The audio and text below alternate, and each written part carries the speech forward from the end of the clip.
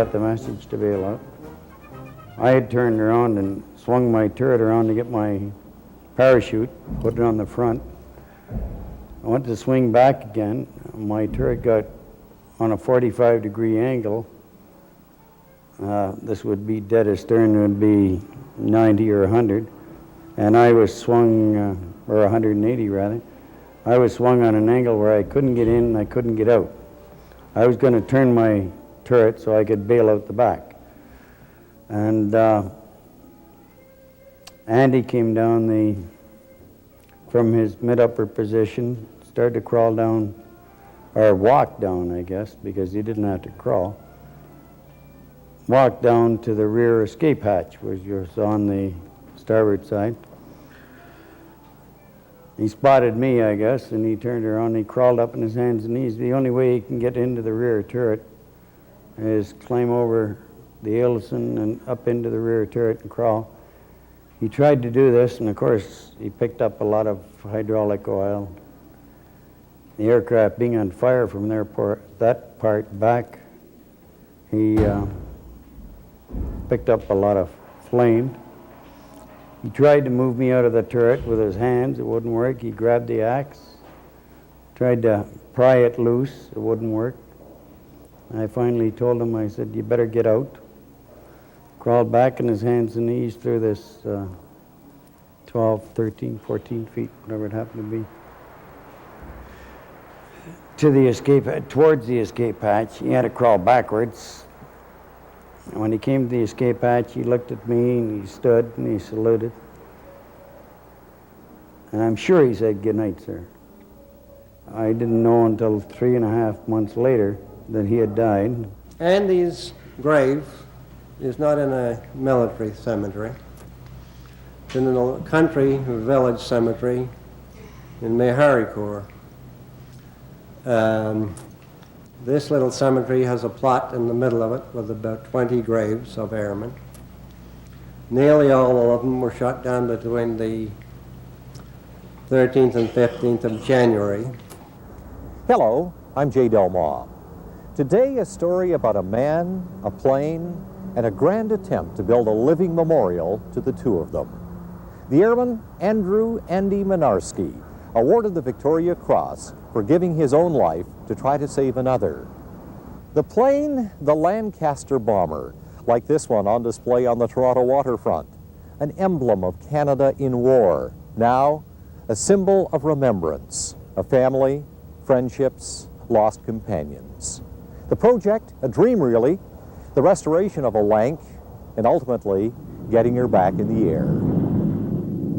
Skipper, 2 minutes to target. Okay, thank you. You're right on course. Shot. Aim point? Yes, I have it.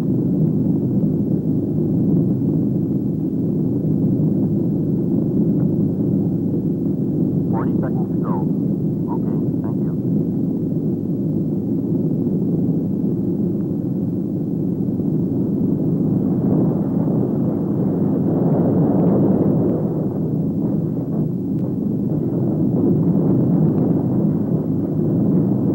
Bomb doors open. Bomb doors open. Left, left.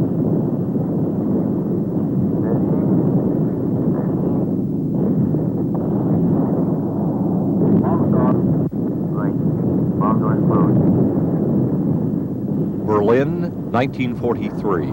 Far from their home air bases in Britain, hundreds of Lancaster bombers take to the night skies to blast away at the heart of Germany.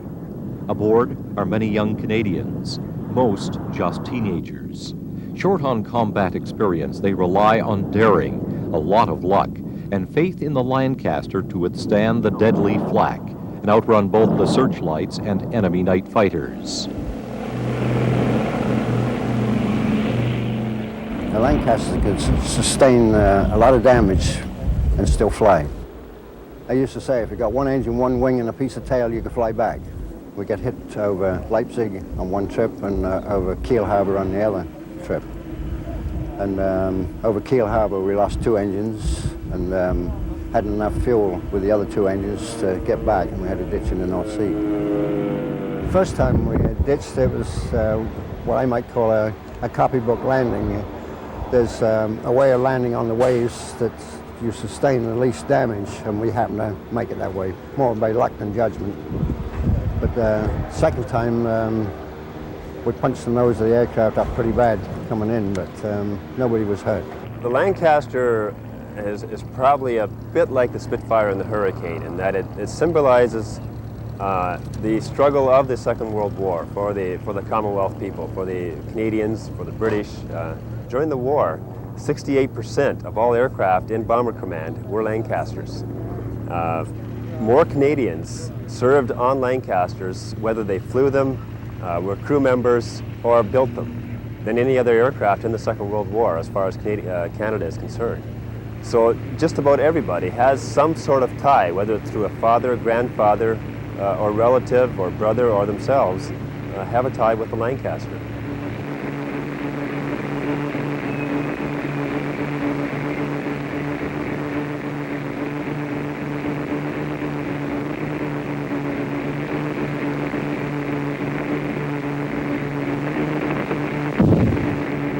My first trip out, we were attacked.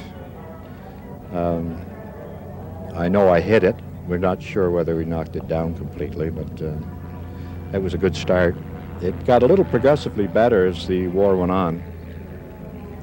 I have a picture in a logbook that I brought with me. I have a class of 18 that I trained with. Only 3 of us got home. Whilst airplanes like the Spitfire and Hurricane saved us, the Lancaster gave us the means and the opportunity to carry the war back to Germany. And so to us, it was of vital importance, particularly as the first 2 4-engine bombers weren't really doing the job, the Halifax and Stirling, but along came the Lancaster at just the right time. And that's why we've always sort of revered it in England. But when it came to load carrying, the Lancaster was unsurpassed. Eventually it carried 10 tons of bombs, and its normal load would be 12 to 14,000 pounds of bombs against the Flying Fortress 5 or 6,000.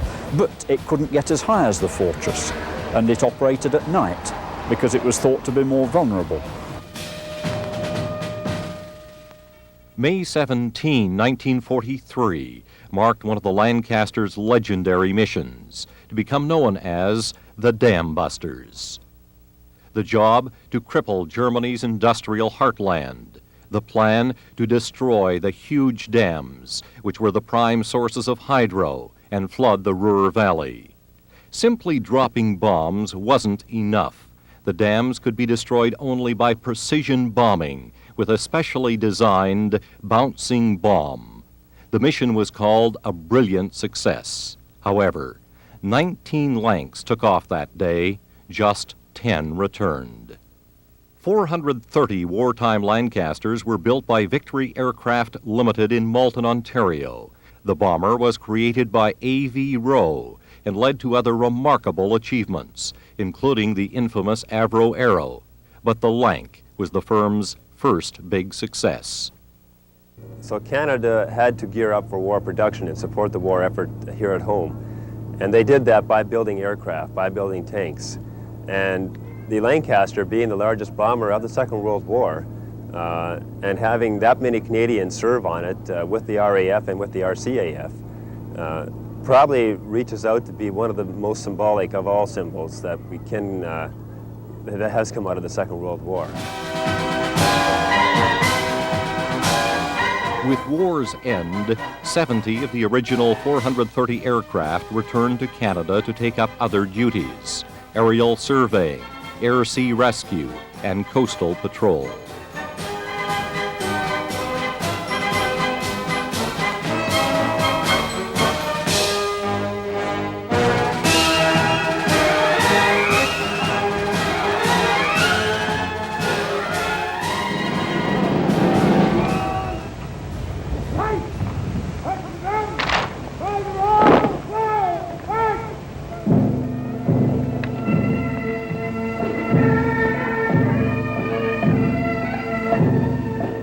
Finally, in 1963, The last Lancaster in military service was retired.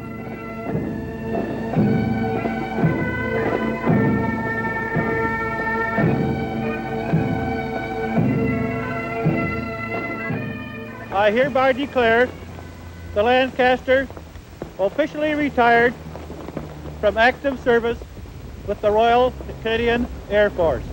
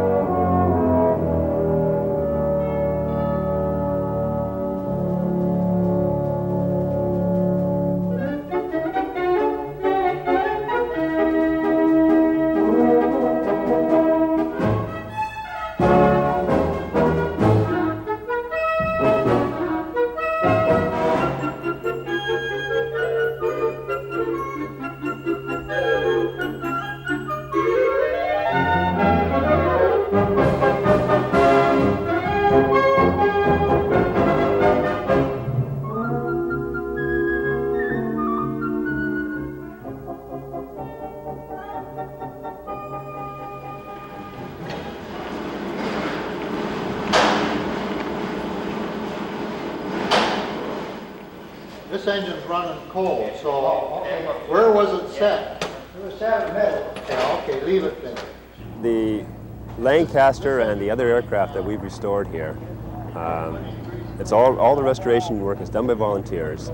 It began to turn around about 5 years ago when we brought the chief engineer of the project on board, a man by the name of Norm Etheridge.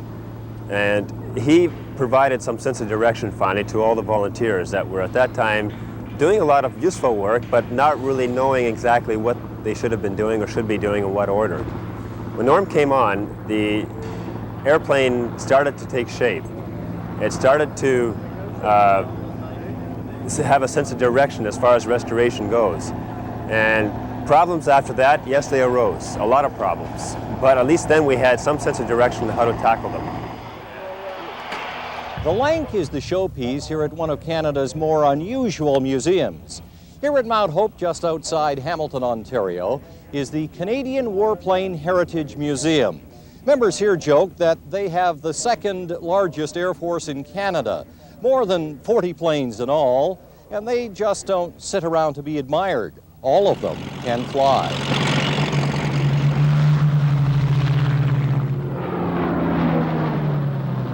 One of the treasures in the museum's collection is the Hurricane. Built during the war in Fort William, Ontario, now Thunder Bay, the Hurricane was flown by RCAF Squadron 401, the only Canadian squadron to fight in the Battle of Britain, history's first great battle of the air.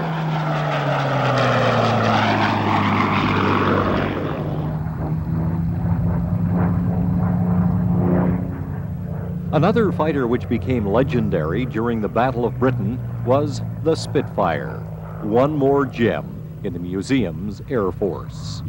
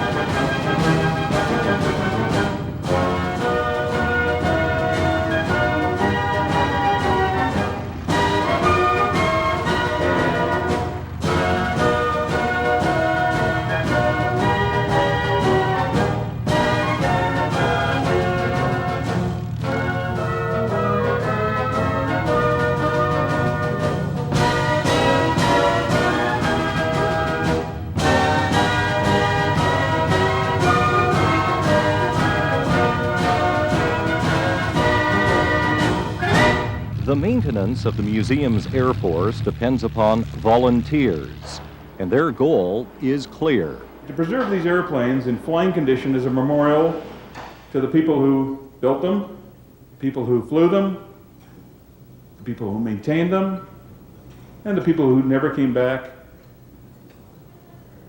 In 1976, two gentlemen who were members at that time, Murray Smith and Bill Gregg, walked into the hangar.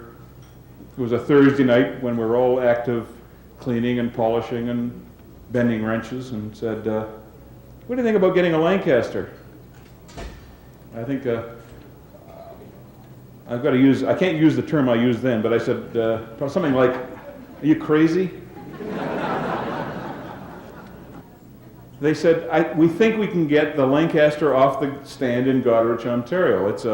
It was an aircraft that flew in 1960, 61, and we think we can get it.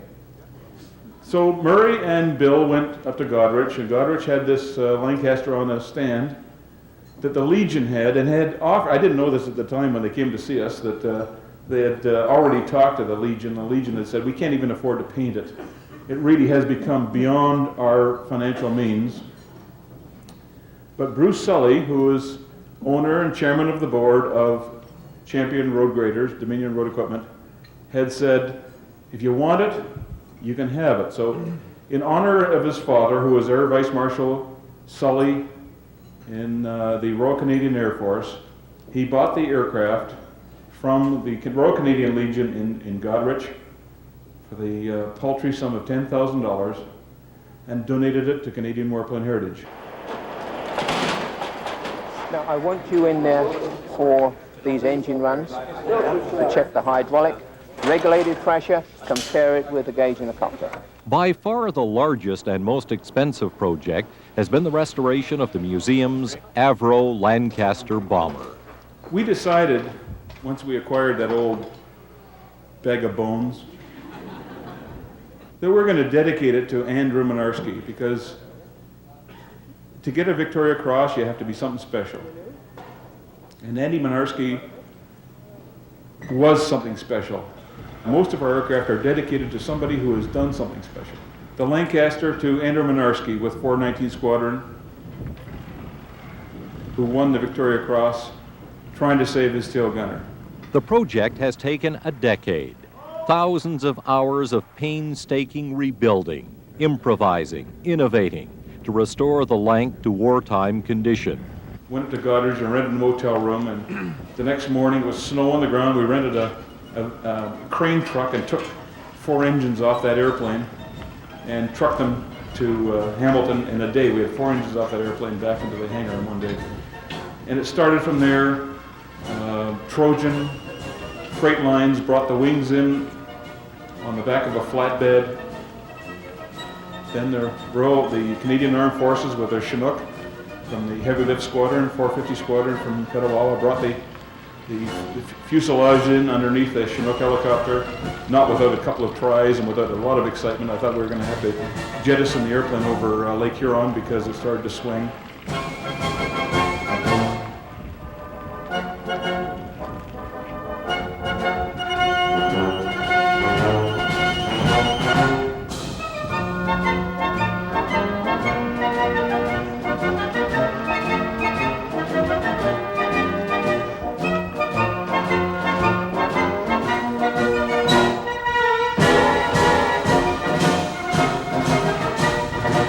People that have worked on this, I have to give them all the credit, because a lot of them are senior citizens. A lot of them did have service in the military, not particularly as pilots or aircrew, but as servicemen. When I watched the restoration going on in the past few months, the completion of the restoration, we're looking at 75, 80-year-old men who were out here in the cold of winter and working on a bloody airplane. Well, the thrill is seeing this fly after 42 years when I last flew them. And we've been working on this personally I've been working on it for 5 years, but they've been working on it for 7 now to restore this back to flying condition again. For volunteers such as former Lancaster pilot Bill White, The job is to ensure that nothing is overlooked, that nothing goes wrong on her maiden flight. You see, with an aircraft like this, you don't take any chances. It's not that we're scared of it or anything, but the fact is it's a restored aircraft. There's only 2 of them in the world, and we're going to take every precaution to see that that thing is taken up and comes down in one piece.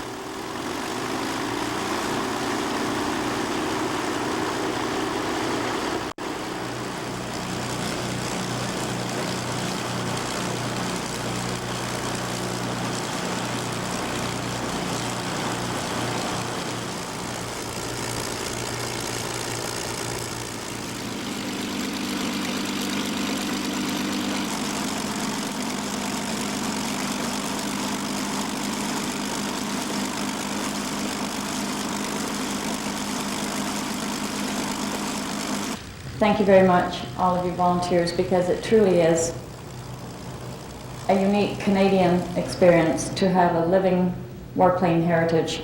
On the night Thank you very before much the for day inviting to me this remember, evening. hundreds gather to honor Mynarski, the surviving members of Mynarski's Lancaster, and the men and women who have toiled long and hard to try to get her back into the air.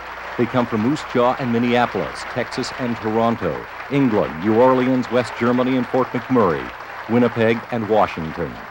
For many, it is a time for reflection. When we landed here this afternoon, and I was struck by all those wonderful machines taxiing and flying, and I must say that the goosebumps just rose on me.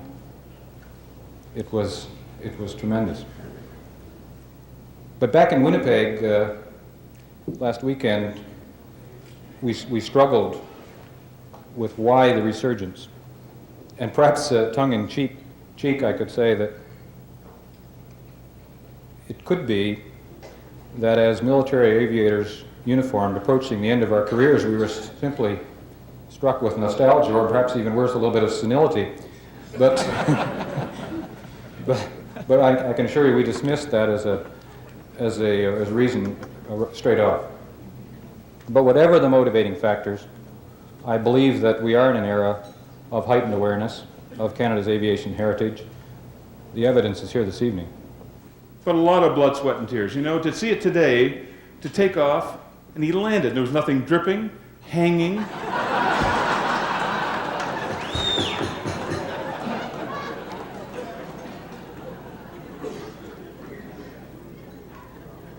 We had this transmitter and receiver thing, and I said, is he still receiving? That means his generators are still online. We have gone through, together, a lot of blood, sweat, and tears. You know, and I'm speaking, I feel very guilty because I'm speaking on behalf of a lot of people whose heart is in that airplane. And it's hard to tell you why their heart is in it, except that it represented either a mate, it represented a relative, father, uncle, who went away in those airplanes to war. We're not warmongers, but let us not forget what happened in those days, and let's never let it happen again.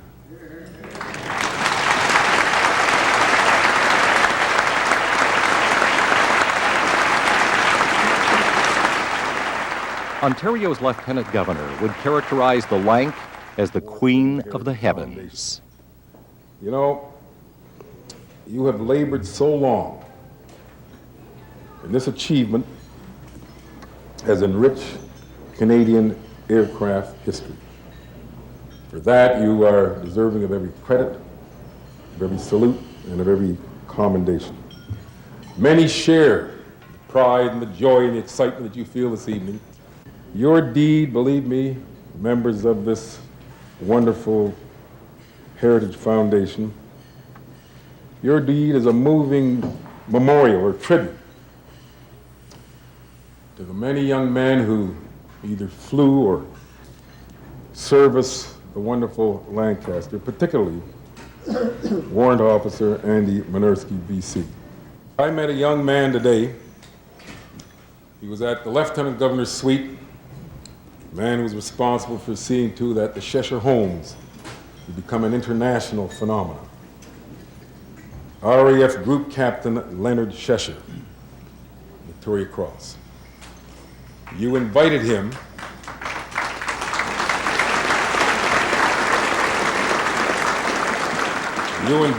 to be with you this evening, and I had the opportunity of meeting this war hero, one of the most courageous, one of the most decorated bomber pilots in the Second World War.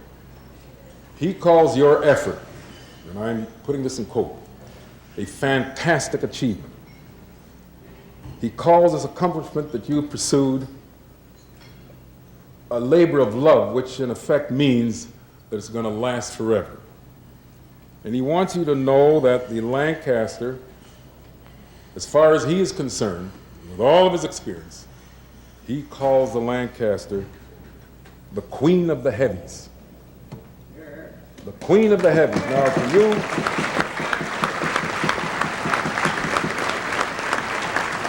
to many of you, that will bring back some very wonderful moments, sad moments. But isn't it wonderful to hear a man of his caliber call it the Queen of the Heavies? And as he also said, he wanted me to put this to you, he will never forget the roar of its engines. The engines, he said, I'll never forget. But I'd like to introduce the guy who was the pilot in the original VRA, the fellow who had Andrew Mynarski as upper middle, Art Debrin from Montreal, who was the original pilot of VRA.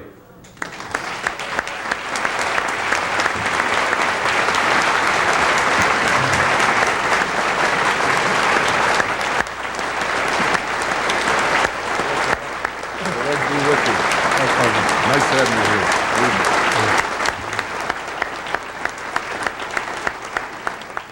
To be here tonight for the dedication on the first flight of VRA or any Lancaster aircraft is quite a dream. But this morning I was up there. We walked over to the hangar and we saw an aircraft out there with VRA on it, KB-726. That was something more than a dream, that was a miracle. Here was the old aircraft again. The aircraft that we had called our own because when it arrived on the squadron, it became ours. Nobody else flew it. It had 26 hours. When it arrived, it was test flown. I believe it was over here. I'm not sure. It flew the Atlantic, was delivered to the squadron. It had 25 hours at that time. It was given to us. We put another 21 on it. Nobody else flew it. We did 4 trips, and we did a cross-country in it. If I go back now to 1980, 81, sometime around then, I was invited to come to Mount Hope to see a Lancaster. They took me into this hangar. I looked around. There was piles of junk in every corner.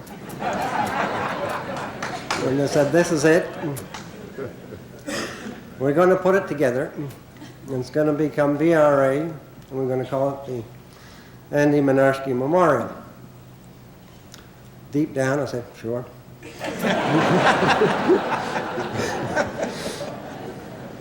Okay, I went along with them. And time went on. I think it was about 2 or 3 years later, it started to move. And then a little later, we got to 1984, they had a dedication ceremony. It had no engines, but it was dedicated to the Mynarski Memorial. Year by year, it got a little farther on. Around 1986, 87, it even acquired engines. And the last one came in last winter. And there it was. It had everything it needed, except hydraulic pumps.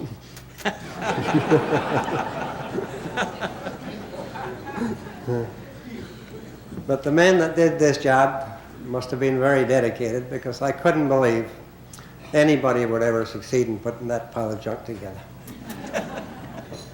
Here it is today. It looks darn good. It flies. What more can you ask for? For the men who did the job, I take off my hat.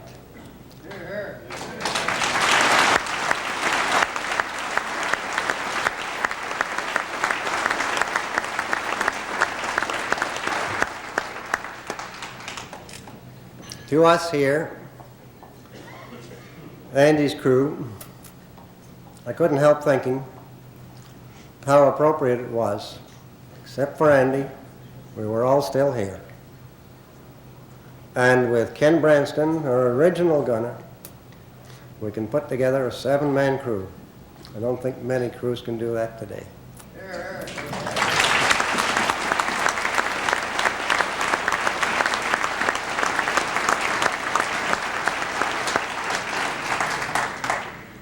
This aircraft has been dedicated as a memorial. It is a living memorial. There's a big difference between a living memorial and an inanimate object.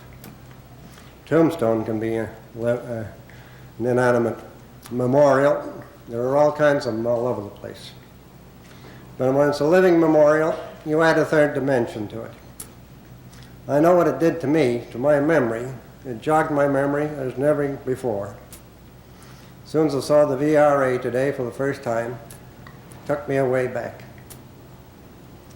I remember 47 years ago this fall, I was picked up in a little panel truck and taken out to Lachine with a bunch of other fellows. And the next day we were down in the drill hall. We had new uniforms. And we were greeted by a bunch of fellows who were already there, getting their basic drill. And of course, I don't know if any of you remember this, but sort of a humorous side to it that I recall. You remember somebody in the back of the hall yelling, "Is there anybody here from the West?" And about 12 guys would shout out, "Yes, I'm from the West." I forget what the answer was.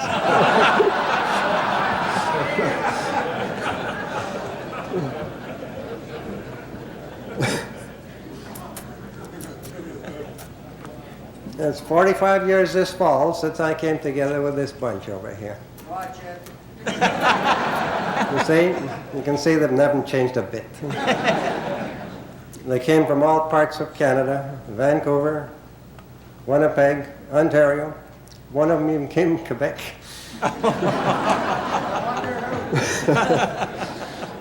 And one of them came from the RAF, overseas, Roy Vigers.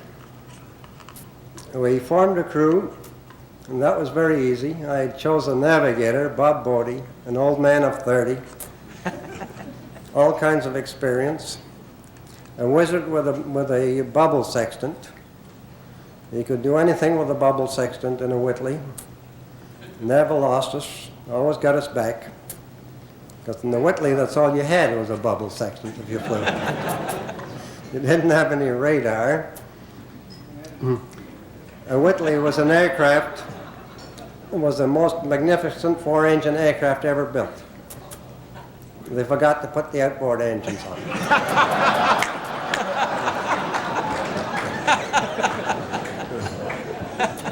It cruised at 155 miles an hour or something. We started training together on this.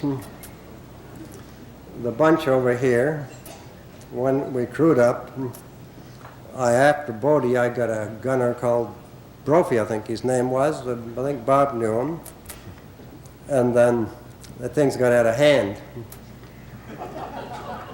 Brophy knew a fellow from his hometown by the name of Friday, who was an excellent bomb aimer, and didn't say, well, we shouldn't have him. And he knew a fellow by the name of Branston. He was a terrific mid-upper gunner. He thought he wanted to have him or he wouldn't come along. I think Branston knew a fellow by the name of Kelly. It didn't matter, he's only a wireless operator anyway. And so, first thing you knew, we had an instant crew. And the first thing I knew, I got to thinking, I said, what have I got here? I had Branston, I had Kelly, and I acquired Roy a little later. 3 19-year-old kids. These are the kids who couldn't wait for their 18th birthday to join the RCAF and get a crack at Hitler. And why 3 of them had to end up in my crew, I don't know. And then there was Jack Friday. He was a little older. He was 20. And then there was the adults of the crew, Pat Brophy and Bob Bodie, of course. So we started training together in this Whitley. They figured, I guess, I'd flown the thing for about a couple of years before that. I'd never even seen one until they started in with them. The instructor took us out the first time, flew a couple of hours with us, and then he jumped out. And as you carry on, he says, on circuit and bumps. I expected the rest of them to jump out too and say, you learn to fly this thing and we'll join you later. They stuck with me. They had great confidence in me. Well, they were stupid. I'm not sure which. Anyhow, our final exercise in the Whitley was a trip to Paris. That was the prize. We delivered the mail to Paris. We got there and the bubble sextant all the way until Bob said, we're here, we're over Paris. So Jim went back and threw out leaflets down the flare chute. We dropped some, I think, from the Bombay, if I can recall right. And then, just when I was about to turn and head for home, Jim was coming up underneath by the catwalk, which you had to go to get to the back. And it's about a little below my level in the aisle. Just then, Pat says, fighter at the back here. So he gives me a sharp turn to the left, and I shoved the stick forward, and the plane went down, and I felt something brush my sleeve. I looked, and he was Jim Kelly, who was down on all four coming out of the catwalk, and he lifted off the ground and brushed my sleeve, and he was in midair looking at me like this. As you know, what goes up must come down. I had to pull back on the stick sometime.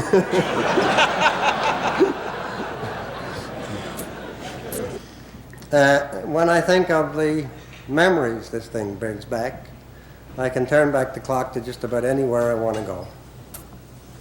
I remember the first night we flew it. It was all bombed up. We had never seen it before. It was all ready to go out in dispersal. They drove us out to it at 1:30 in the morning. It was D-Day. We got in and we took off. That was our first experience with VRA. We were in at Middleton. We were the farthest north bombing station. So others joined us as we got farther south. You could see them rising below, and by the time we got there, they joined in. We all headed south. By the time we reached the south coast, probably 200, 300, 400, 500 sometime, everybody with navigation lights on. Across the south coast, everybody put their lights out at the same time, but you knew you weren't alone. You read of dramatic instances today where 2 aircraft passed each other at 300 yards in the circuit of an airdrome. These would be fellows out there at 200 feet away all the time, and we didn't have any lights on. I can go back to another thing I'll remember very much is how in the space of about 3 or 4 minutes, and we were coasting along very nicely. 4 minutes later, I was sitting on my fanny in a field of cold, wet wheat, looking up at the stars, watching the boys go overhead. I took in all the action. I saw about 5 more go down. I don't know if any of them were junkers. But later I met some of the boys from those crews. Two of the crews I knew anyway. And then after a while they disappeared in the distance. And I could figure they're heading home now to debriefing and bacon and eggs. The worst feeling I ever had was I'm not getting any bacon and eggs today. And that hurt. And Pat Brophy rode down by himself and enjoyed the ride. He rode down with 5 tons of bombs and walked away from it. Life has been very good to us all since then. We've had a meeting every 4 or 5 years for the last 45 years. Never more than 5 years has gone by that Andy wasn't on it in one way or another, with a school, with a cup, with some lakes named after him.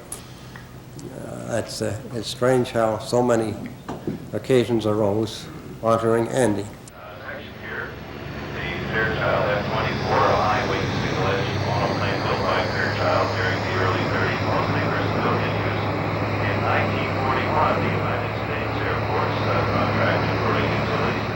Finally, she's just about ready to reclaim the skies.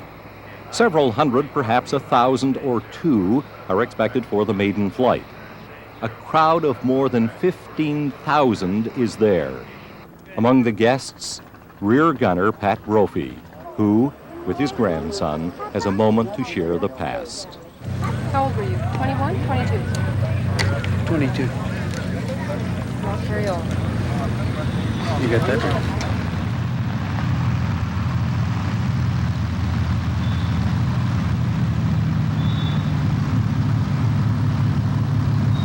Last-minute checks, and the pilot prepares for takeoff. The memories flow. Andrew Andy Mynarski, Lancaster bomber, VRA, Victor Romeo Abel, 419 Squadron, Moose Squadron, Winnipeg.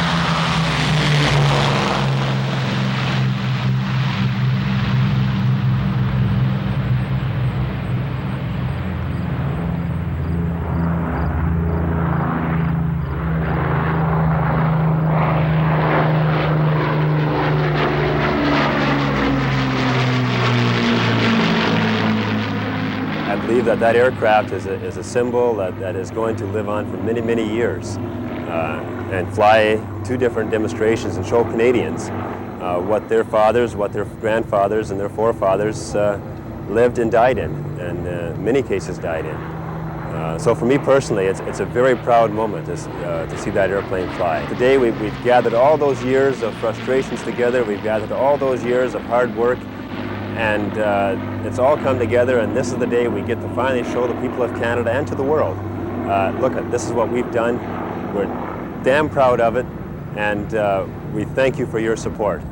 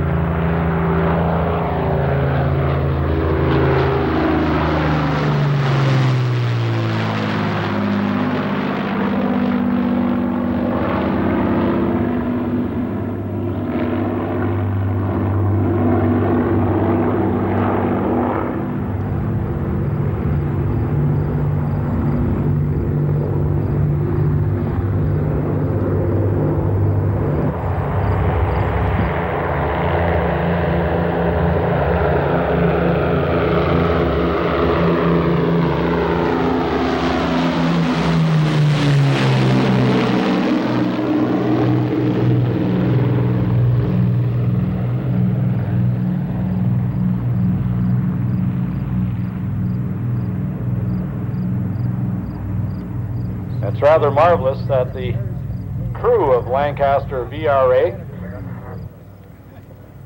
KB726 are all here. Art DeBrin, the pilot, Pat Brophy, the tail gunner, and all the other fellows are here. And long line astern, the Lank, Spit, and Hurricane. What a sight.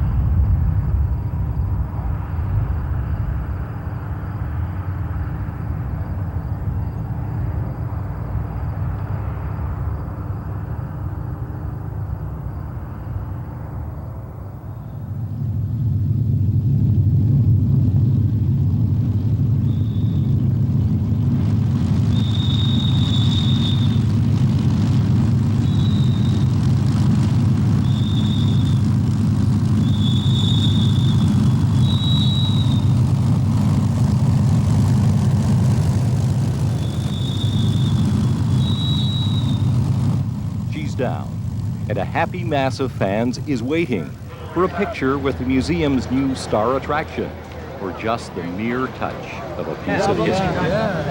Any problems today? None at all. Undercarriage up and down all right? Perfectly. Intercom, okay? Yep. I guess you got good mechanics in Howland. Oh, sure we do. A lot of them. 9 years. Yeah. Well done. Yeah. No leaks? Super. How was the flight? Too short. Too short? Yeah. We saw you tonight, you had all the hydraulic problems and the problem with the radio. Well, we had some electrical problems and we had a few minor hydraulic problems, but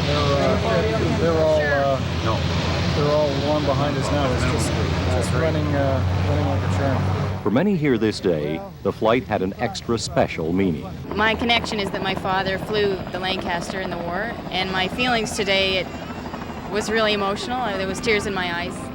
Well, I have not had a husband for the last 3 weeks. He has been here in Hamilton from 8 o'clock in the morning till 9 o'clock at night. Very dedicated. He has sort of led the team that restored the engines. So it was very important. He flew yesterday in a test flight. As you watch her take off, can you any way in your own mind's imagination picture your own father sitting up there?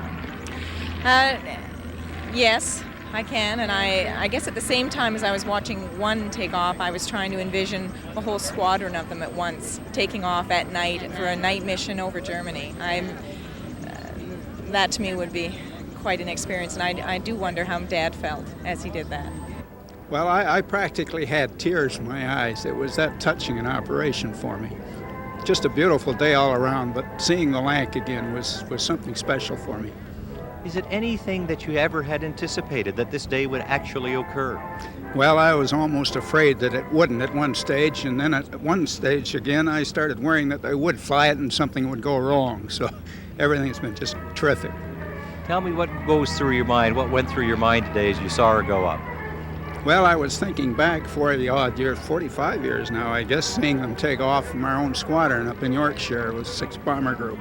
I used to fly these things, and never thought I'd see one flying this many years later. Any picture in your mind you can see yourself up in this plane? I'd give my eye teeth to be back up in there again.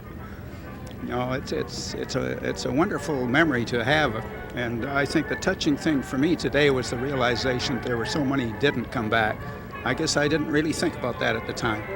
But here for a few moments you could remember. Yes, I certainly did.